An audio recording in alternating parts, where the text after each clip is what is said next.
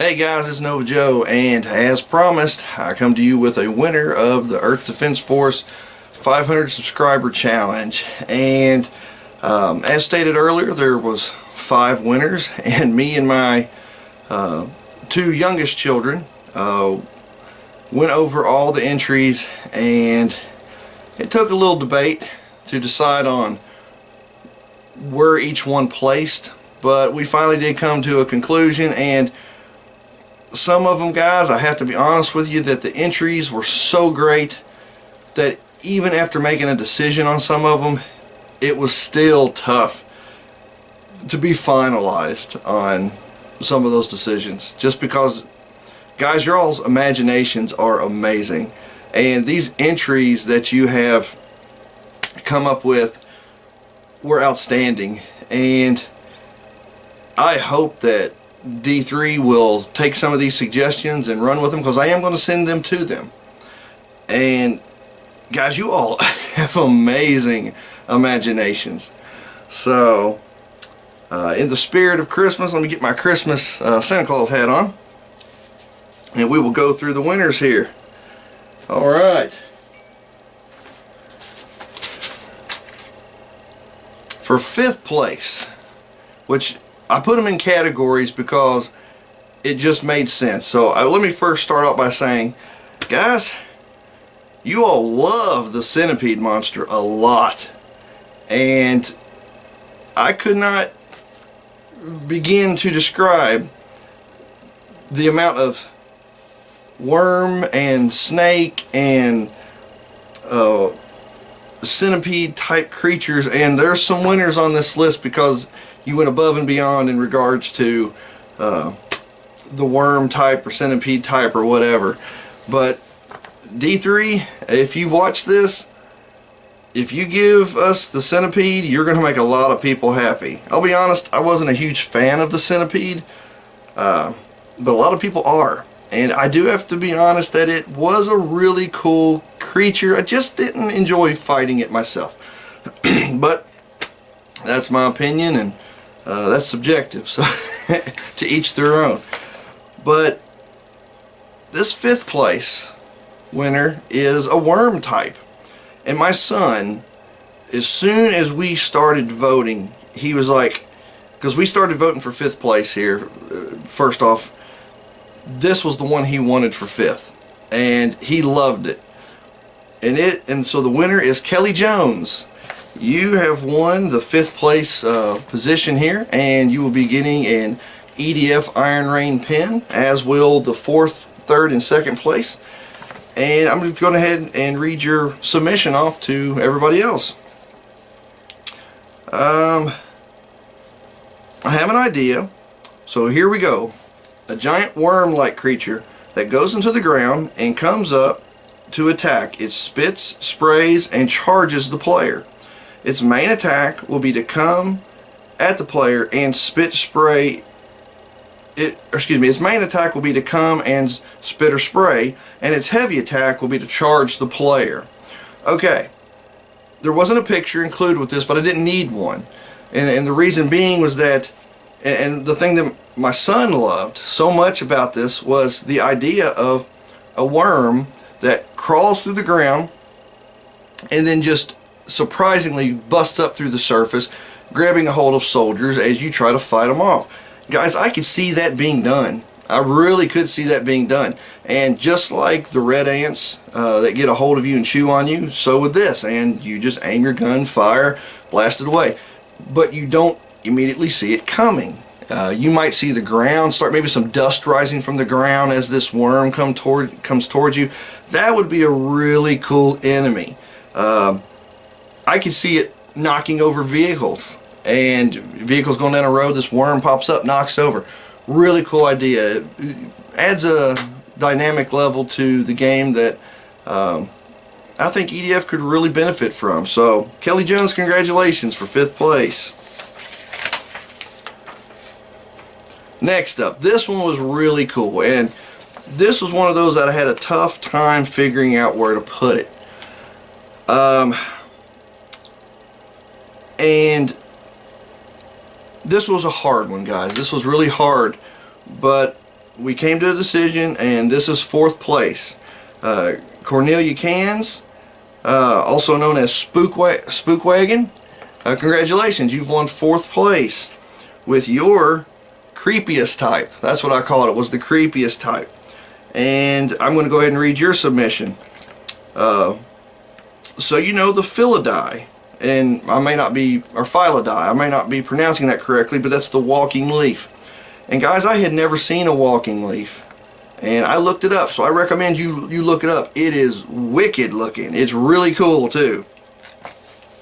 Imagine one, a big one. The trick is the ability to turn slightly invisible, so you could see the outline of it. It wouldn't be totally invisible, but you'd be invisible enough that you kind of have to look, see the outline of it. And if damaged enough, would become completely visible. And this was kind of neat. It had an alternate dynamic to it. So if you damaged it enough, it could become visible or explode. So, or outright explode when defeated. So if you shoot it enough, it can become visible, and then when you actually kill it, it could explode. It might not explode, but it could explode. So it would kind of leave you maybe having to be careful where you killed this thing. If you're got soldiers nearby, you might try to get out of the way and try to not shoot this thing if it's too close to vehicles or too close to teammates, because it could possibly explode. Not guaranteed, but could possibly explode. To keep it balanced, or to not make them too strong, they will be a rare enemy, which will take you by surprise and make you extremely anxious and paranoid, especially in cave levels. Even so, while invisible, they are as slow as the real walking leaves, and get faster than a green ant when out of their camouflage, either running away or charge you in a desperate attempt at attack, making them even more unpredictable and creepy, which that's really cool. So they're moving very slow when invisible. You're not going to see them coming, but they're going to go slow. But once they have lost their element of surprise, they're going to come at you fast, like the green ant. However, this is what's really cool. Because leaves are frail, they won't immediately rush in, but plan every move of theirs. They can both snatch and grab you out of the blue, coat the ground in a sticky, damaging substance, or throw razor leaves at you. I could see that being their go-to attack once they've become visible. So if they're invisible, they would probably try to grab you from behind when you're not paying attention. This is what really ramped up the creep factor. Imagine you're in a cave. You're playing one of the cave levels. You can't see these things. You don't know where they're at. And because it's a cave level, you can't see the outline of them because it's darker. However, you can hear rattling leaves. As they're moving closer to you, you hear rattling leaves. Might be coming from in front of you, might be coming from behind you or to the side of you, but you'll hear rattling leaves, and you're going to be spinning around trying to find these things before they grab a hold of you. Also, there could be subspecies that attach to buildings and act kind of like a trap. To not make them annoying to find, they will create a very small dot on the map, which may be possible to see, but will test your sight in chaotic encounters. So you got a whole bunch of stuff coming at you. You don't know where they're at, and you're looking at your mini-map real quick, and you might see a little tiny speck, but you're going to have a ton of other red dots coming at you, so that could be really cool. But they would be used sparingly and randomly. Every level has a chance to spawn them, to not waste their element of surprise and paranoia. Also, the AI would need to be cunning. They're not cannon fodder, but will turn you into some if you are not aware of your surroundings. Go on and say, I really like the element of surprise when you expected the least and the creeping thought that something might be here. I could really see this being, for me, I could see this being an excellent cave enemy because it's invisible. What's creepier than being in a cave is the unknown, the unseen. What you can't see in that dark corner over there might be what is going to kill you. And the idea of hearing rustling leaves coming up behind you. That's pretty cool. That's pretty cool. And you're turning around and you can't see anything, so you're spraying and praying that you hit this thing and hope that you can knock out its invisibility so that you can see it and go on. And pray that when you kill it, it doesn't explode. So maybe have a hit spot on it that you try to avoid. You know, I don't know. But anyway, that's 4th place. Thought that was really cool. So congratulations, Cornelia. You were the 4th place winner. Now, 3rd place winner, flying type. There was a couple flying types that were submitted, and my kids and I went over them, and we ultimately decided on this one because this flying type is very versatile. So excuse me, congratulations, Rev Draven. Let's see, what was your description on here, or excuse me, your name on here? Oh, excuse me, here it is. So congratulations, Reaver 133. You have won 3rd place with your grasshopper. Might saying that grasshopper, well, that's boring, it's a grasshopper. Oh no, not when you think about it. Well, you think about a grasshopper, they're not dangerous. Giant grasshopper, and grasshoppers usually are not just one, but there's usually a bunch around. And grasshoppers in real life are very destructive to vegetation. Now imagine that these are mutated hybrid grasshoppers that, as he states here, are able to fly, spit acid, and grab you like the red ants or the regular ants on harder difficulty, making them dangerous on the ground and in the air. And like he said, we have yet to see grasshopper type enemies in EDF, and he said I would like to see them make an entry into the series. The grasshoppers would have the speed of the centipedes, which means they would move really, really fast. They would be able to jump like spiders. So you're going to see these things hopping all over like the spiders do. But at the same time, they could snatch you up and take off flying with you, kind of like the dragons in 4.1 do. As they snatch you up and take off flying through the air. I can see the grasshoppers doing that too. But they could spit acid. And I grew up in farming country, and my dad's a farmer, and I grew up around tobacco plants, and grasshoppers love to eat tobacco. And so if you've ever caught a grasshopper, and I've caught a million of them as a kid, when you grab them, they spit chewed up tobacco juice on you, and you will have a brown stain on your hand because they like to spit tobacco juice on you. So imagine that being acid, and you're getting near them and they're spitting acid at you, they're hopping at you like spiders, they're grabbing you, flying through the air. These things could be a nuisance. You see them coming, you're like, oh my gosh, here comes the grasshoppers. Not annoying, fun to kill, but a real challenge. So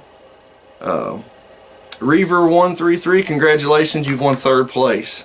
Really cool idea. Simple idea, grasshopper. Who would have thought? And then when you really think about it, that would be cool. That would really be cool. Instead of chewing on you, or instead of chewing on plants, they're chewing on you. Alright, 2nd place, which I call the boss type. This one was really, really, really cool. And my daughter loved this one for 2nd place. This was her instant choice for 2nd place, and I agreed with her. I agreed wholeheartedly with her. So Dan Smith, congratulations, you are the 2nd place winner with your Hydra. A boss monster similar to a Hydra that is large enough to look massive from the sky, but like the centipede boss from an earlier EDF, this snake has several smaller snakes sticking out throughout its body to attack people. Each head attacks by either spraying venom like fire hose, spitting at a great distance to cover a sizable area in a pool, or it could bite you or headbutt people that are too close. As it takes damage, and this is cool, as it takes damage, the snakes break off into their own body and chase after people independent of the main body. So this would be a boss type creature, kind of like Archelaus or Orgenis. So you wouldn't see it very often, but when you did, you knew you were going to be in for a fight, because it would come at you like the hydras of myth that were multi-headed. Only this one wouldn't just have a head that you would cut off and the head would die. These are individual snakes inside of a much larger snake, and once it takes enough damage, the snakes begin to separate. So you've got this larger snake, and then you have these smaller snakes that are separating off from it that you got to contend with as well. So not only are you having to fight the giant snake, but you're going to have to fight its individual snakes that are spitting acid, that are spraying acid, or venom, excuse me.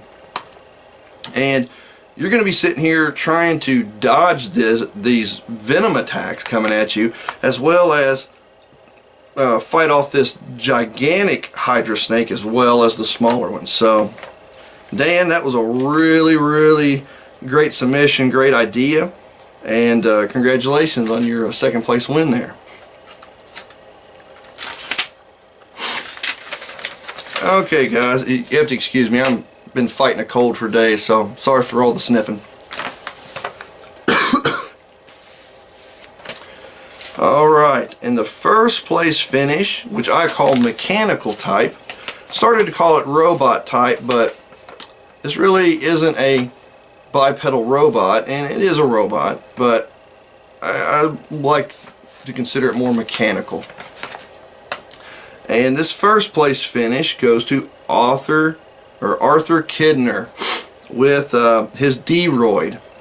And this would, if this one was made by D3, this would not only satisfy everybody who wants a centipede, but it would satisfy everybody who doesn't like the centipede. Me. Because it's not just a centipede, but it is a robot at the same time that has lasers, it has the abilities to segment, and it has weak spots. Not just like the centipede where you killed each individual section, but it has weak spots that, if targeted and destroyed, could cause other collateral damage in the nearby area. That's really cool. So here's the description. Here's my idea for an EDF enemy. A new model of Ravager weapon deployed as Hector units were being decimated by EDF forces. Hectors are fun to fight, guys, but what's the big thing about Hectors? They flinch really bad when shot, meaning you're knocking off their aim. You're able to destabilize a Hector unit with a machine gun. If you got a machine gun in your repertoire and you're hammering that Hector with a machine gun, even the pea shooter machine guns, it's going to have trouble focusing in, and it's going to lose the ability to lock onto you. Well, this is the Ravager's answer to that weakness in their Hectors. Initially, like the Earth Millipede, it is composed of a number of subunits capable of independent operation. When separated due to the destruction of one of these linkages, the two parts will continue to operate and attack EDF forces. Codenamed D-Roid, due to its similarity to the D-Roy's armed legs. They are designed to avoid the main faults of Hectors, mainly the high vulnerable profile, tendency to flinch when shot, and slow movement speed. And let me see here. I printed it off, the image, and I don't know if you guys can see this very well. I'm going to hold it up, let you guys take a look at it. There we go. I'll hold it there for a minute, let you guys take a look at it.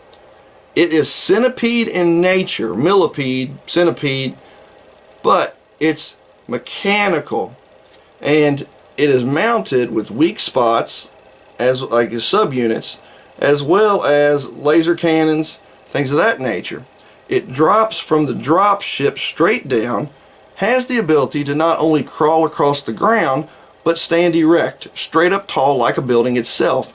And when standing straight up tall is almost like an armored fortress in a way, because it has got gun segments that can then rotate fully, firing upon you, doing all kinds of damage. When the linkages are broken, it segments into different segments, much like the Centipede does.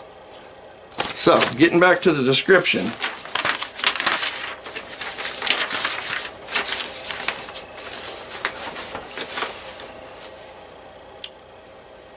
Let's see. The power source subunit detonates when destroyed. So the segments that have the power source subunit, if taking enough damage, they will explode. And when destroyed, they will damage adjacent subunits, and if attacked during deployment, meaning as they're coming out of the drop ship, the carrier itself will be damaged too. When isolated, it will pursue and attempt to attach itself to the nearest EDF infantry vehicle and self-destruct. That is cool. So, if you do enough damage to these things and they break apart into their subunits and they're running around and you've got vehicles on the map, you better have your vehicle trained on them fast and start pelting them with whatever firepower you have, because they're coming to attach to you and self-destruct. Probably won't take you out unless you're a smaller vehicle, but will do a heavy amount of damage to your vehicle. Really, really cool idea. The other segments are armed with laser and spark launcher subunits, and they will attempt to link up with other chains or each other while firing upon EDF forces when not linked. The weaponry of the laser unit is equivalent to those of flying drones. The weaponry of the spark launcher unit is equivalent to the light weapons used by Hectors. I think that's fair. I think that would be a fair challenge. As long as they didn't have too many of the spark launchers on them. You get too many of them and it would just become overwhelming, and EDF wouldn't stand a chance because they destroy everything. They destroy buildings, all cover. So as long as it only had like maybe a couple on it, that would be fun. But the weaponry that the flying drones have, that'd be fun. That'd be fair. Let's see here. Deroids are highly mobile, both alone and when linked up, with speed comparable to that of a Crimson Ant, and will use buildings for cover and height advantage over EDF forces, notably coiling itself around and up a building to present a large number of weapon subunits to the enemy. So it climbs high up on the buildings, wraps around it, and then has weaponry covering around that building in some odd shape or form. And if it takes too much fire while around a building, it will constrict, demolishing the building and dropping it quickly to the ground. So it's the quickest way for it to get down from a building when it's coiled around it is to crush the building so that it doesn't have to try to unwrap itself. It just crushes the building, drops down, and gets away. Additionally, it can deploy straight up from the ground as a tower of weapons to attack EDF. Alright. Arthur, that blew me away. I thought that was an absolutely awesome, and I believe for the most part, I'd say 90+% of that could be imagined in a video game. They already have created the Centipede. Now they would just need to create a mechanical Centipede that has destructible subunits on it that would detonate when destroyed, as well as equip it with a couple of the heavy spark launchers, as well as the laser cannons. Is what you call it? Yeah, the laser subunits that mimic the guns of the drones. Yeah, the flying drones, and make it so it can stand erect or have the ability to climb up buildings. I think that's really cool. Plus it could break apart just like the Centipede did. I think a lot of those things that you have placed there are extremely possible and very doable in the game. Might not be able to get everything 100%, but if you could get some of that in there, that would be really, really cool. I know from reading this that I would have fun fighting that. That would be really, really fun. As well as the other submissions, I would love to fight that Hydra. That Hydra would be really cool. And the grasshoppers, that would be a breath of fresh air after fighting those wasps all the time. I always call them bees, but I know they're more of a wasp. And to see the grasshoppers come in, I could see that being very satisfying, blowing them apart, watching them big grasshopper legs go flying across the screen and stuff. That'd be really, really cool. The ground worm coming up out of the ground, yeah, it's awesome ideas, guys. Awesome ideas. And the walking leaf in the caves, I think that's where it should stay. If they were to create something like that, I think it should be a cave-dwelling enemy, because that is where it would be at its most advantageous. So, alright guys, I hope that you all have enjoyed this contest. I plan on doing another one or two in the future, depending on funds and things of that nature. And so guys, I am going to be contacting you back through your email that you sent me to get information so I know where to mail this stuff to. So congratulations everybody, and Arthur, be thinking about which EDF game you want. I have an idea that I know which one you're going to want. But just in case you already have it, rest assured you can pick any base Earth Defense Force game that you want, and I will buy it for you. And if I can't find a new copy of it, I'll get you a used copy. But I will, because I know on some of the older games I won't be able to find a new copy. But I will definitely do my best to find a new copy of whatever game you want. So, alright guys, as always, take care.